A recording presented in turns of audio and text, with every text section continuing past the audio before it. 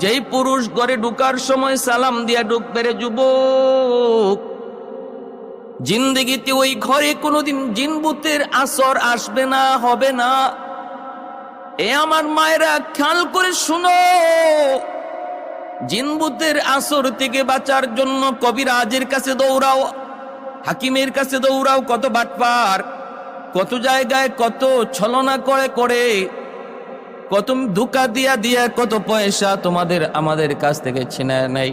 কিন্তু একটা সহি আমল শিখায় দিলাম, কোনো বাটপার সাটপারের কাছে যাওয়া লাগবে না। ঘর থেকে যদি জিনভূতের আসর দূর করতে হয়, ঘরে ঢুকতে সালাম দিয়ে ঢুকো, অটোমেটিক ঘর থেকে জিনভূতের আসর আল্লাহ দূর করে দিবেন। 2 নাম্বার হলো, এই ঘরের মধ্যে আল্লাহ পাক রব্বুল আলামিন প্রতিটা মানুষের মধ্যে মহব্বত আল্লাহ বাড়ায় দিবেন।